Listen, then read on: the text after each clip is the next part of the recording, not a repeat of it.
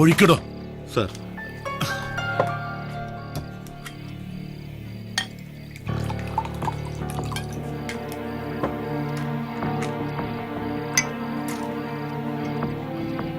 ആ താനാ ജോൺ ഒന്ന് വിളിച്ചേ.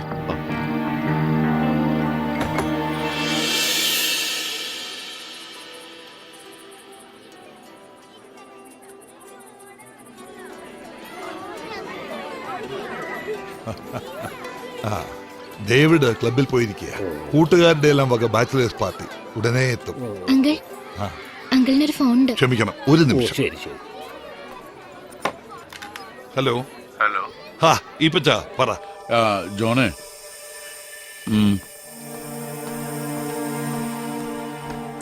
എടോ താനൊന്ന് ഇവിടം വരെ വരണം. നമുക്കൊരിടം വരെ പോകേണ്ടി വരും. വരൂന്നല്ല, പോണം. ആലീസ്? ഉവ്വ. ഡ്രൈവറെ കൂട്ടണ്ട, താൻ വണ്ടി എടുത്തിങ്ങ് പോരെ. എനിക്ക് ഓടിക്കാൻ ഒക്കെയല്ല. മനസ്സിലായി. ഇയാൾ ഇനി കഴിക്കണ്ട, ഞാനിതാ എത്തി. പപ്പാ,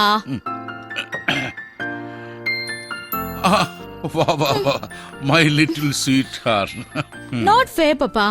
ഇവിടെ തനിച്ചിരുന്ന് പെരുമാറുകന്നോ? ദേ അവിടെ തിരക്കുന്നു. ഇല്ലടി മോളെ, പപ്പ ഒരു ഡ്രിങ്ക് ചുമ്മാ ഒന്ന് വാമപ്പ് ചെയ്യാൻ വേണ്ടി. ഡേവിഡിന്റെ ഫ്രണ്ട്സ് വിളിച്ച് ഭയങ്കര പ്രശ്നമാ. അവിടെ ക്ലബില് അവരുടെ ബാച്ചിലേഴ്സ് പാർട്ടി. ഞാനൊന്ന് ഡ്രോപ്പ് ഇൻ ചെയ്യണോന്ന്. മമ്മ വിടത്തില്ലാന്ന്. എന്തുവാ ചെയ്യുന്നേ? നീ ആരേലും ഫ്രണ്ട്സിനെ വിളിച്ചോണ്ട് പോയി ഒന്ന് മുഖം കാണിച്ചിട്ട് പോരെ. മമ്മ അറിയണ്ട. ഞാനൊന്ന് വെളിയിലോട്ട് പോയിട്ട് വരാം. ചുമ്മാ ജോണിന്റെ ഒപ്പം ഒരു ചെറിയ പ്രശ്നം. എന്നാ പപ്പാ? ഏയ് നത്തിങ് ബിഗ് മോളെ. ചെല്ല്.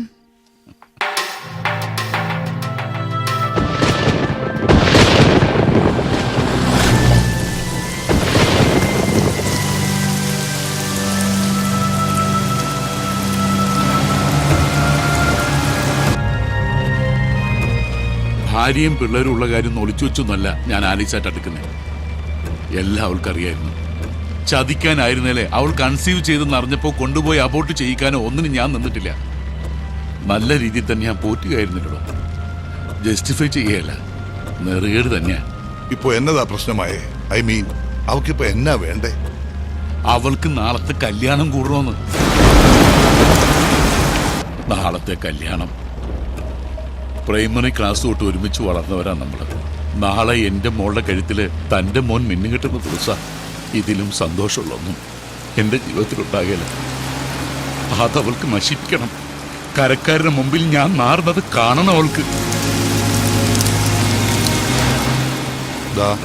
നമ്മൾ അടുക്കാറായി. താൻ ടെമ്പർ ലൂസ് ചെയ്യാതെ ശരിക്കും ഡിപ്ലോമാറ്റിക്കായി ഡീൽ ചെയ്തോണം ആലീസിനെ. മനസ്സിലാവുന്നുണ്ടല്ലോ?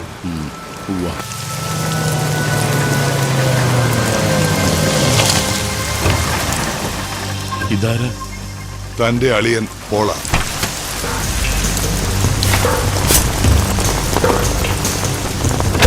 ഇയാളിതെങ്ങനെ? ഞാനാ വിളിച്ചത്. പുള്ളി കാഞ്ഞിരപ്പള്ളിയിലുണ്ടായിരുന്നു. കാര്യങ്ങളൊക്കെ പോളിനറിയാമല്ലോ. ഇയാളാവുമ്പോ പൊളിറ്റീഷ്യന്റെ ഒരു ടാക്ടിക്സ് ഉപയോഗിച്ച് ആലീസിനോട് സംസാരിച്ചോളൂ.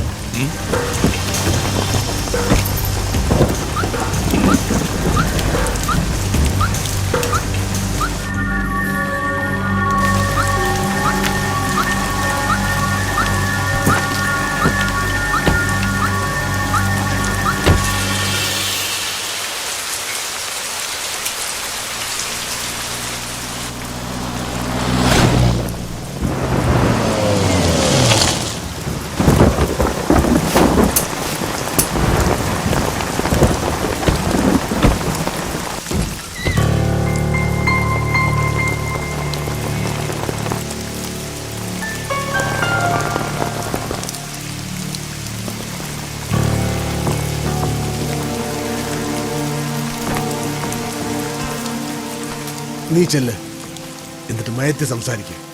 ഞാനും ജോണും വെളിയിരിക്കാം. വേണമെങ്കിൽ മാത്രം ഇടപെട്ടാൽ മതിയല്ലോ. അതെ, അതാ നല്ലത്.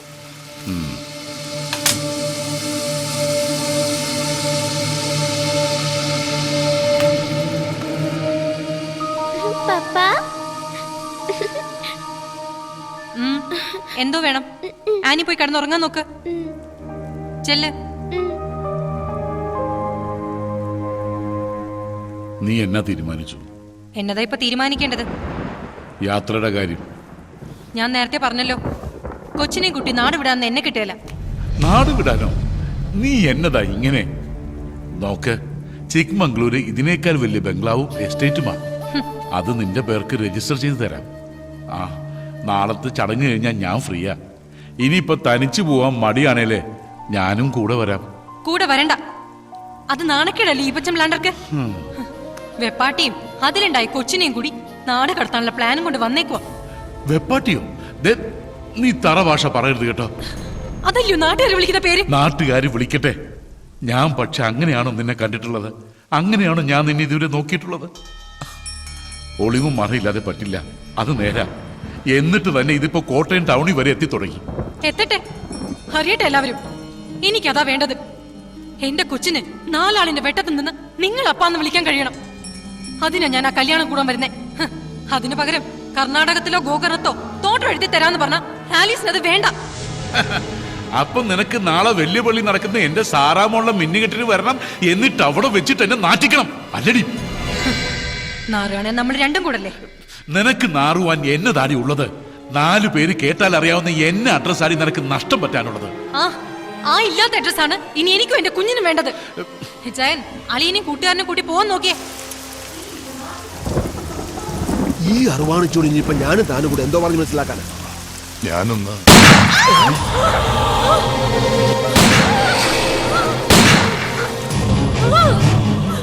ചെയ്തു പോയ പാപത്തിന് ഒരായുസ് മുഴുവൻ നീ എന്നെ ശിക്ഷിക്കാൻ തീരുമാനിച്ചാൽ പിന്നെ ഈ പ്ലാപ്പിള്ളിൽ ഏൽപ്പിച്ച വെറും പീറയായി പോകുന്ന തന്തയ്ക്ക് പറക്കാത്തവൾ.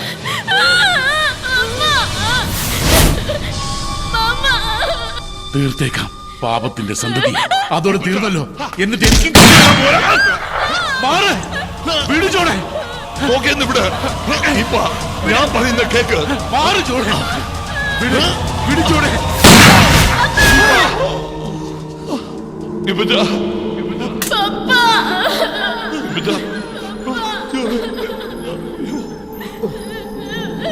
മോളെ,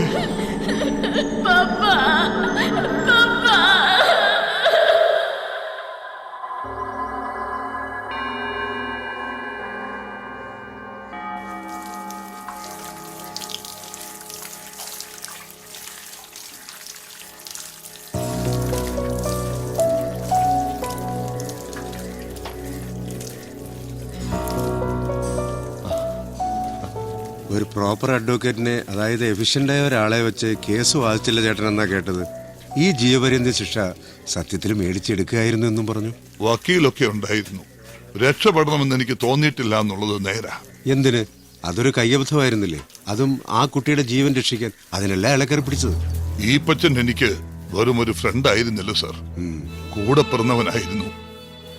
എന്ത് അബദ്ധത്തിന്റെ ആയാലും ഞാൻ കൊന്നതല്ലേന്നുള്ള ഈ MC പോൾ, അയാളുടെ മൊഴി ശരിക്കും ഐവിറ്റ്നസ് അയാളായിരുന്നില്ലേ?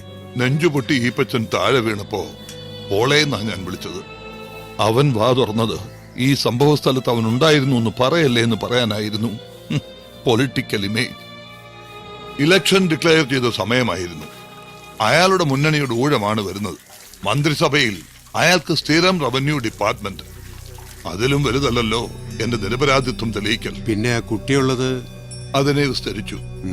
പാവം, അമ്മയെ അപ്പൻ കൊന്നു, അപ്പനെ ഞാൻ കൊന്നു. അതിനെ കൊണ്ട് പറയിപ്പിച്ചെടുത്തത് അങ്ങനെയായിരുന്നു. അപ്പോ ഈ 10 വർഷത്തിനിടയിൽ ഒരിക്കൽ പോലും പരോളിന് ശ്രമിച്ചില്ല അല്ലേ? ഇല്ല, കോട്ടയത്തിന് പോവാൻ മനസ്സനുവദിക്കുന്നില്ല. ഈപ്പച്ചന്റെ പ്രസൻസ് ഇല്ലാത്ത ആ പട്ടണത്തിൽ അവിടെ പോയി ഞാൻ എന്നാ ചെയ്യാനാ? ഇത് വളരെ കോയിൻസിഡന്റലാണ് സാർ ഈ കഥകളൊക്കെ ചോദിക്കാൻ കണ്ട ദിവസം. ഇന്ന് ആഗസ്റ്റ് 23. 10 വർഷം മുൻപ് ഈ ദിവസം നടക്കേണ്ടിയിരുന്ന ഒരു വിവാഹം ഉണ്ടായിരുന്നു. എന്റെ മോന്റെയും ഈപ്പന്റെ മോളുടെയും. അത് ഇന്നും നടന്നിട്ടില്ല. അതെന്തേ? കൊച്ചമ്മണി, ഈപ്പന്റെ ഭാര്യ, അവളുടെ വാശി, കെട്ടിയവനെ കൊന്നവന്റെ മോനുമായിട്ട് ബന്ധം വേണ്ടാന്ന്. അവളുടെ വിശ്വാസം ഈ ആലീസുമായിട്ടുള്ള എക്സ്ട്രാ മാരിറ്റൽ റിലേഷൻഷിപ്പ് പോലും എന്റെ സപ്പോർട്ടിലായിരുന്നു. തിരുത്താൻ കഴിയില്ല ചിലരെ. എനിക്ക് ആ പിള്ളേരുടെ കാര്യം ഓർക്കുമ്പോഴാ. അവര് തിരിച്ചറിവ് വന്ന പ്രായം തൊട്ട് സ്നേഹിക്കാൻ തുടങ്ങിയവരാ. കൊതിയോടെ കാത്തിരുന്ന ഒരു ജീവിതം അത് ഇങ്ങനെയായിപ്പോയി. ഫേറ്റ്. This poem begins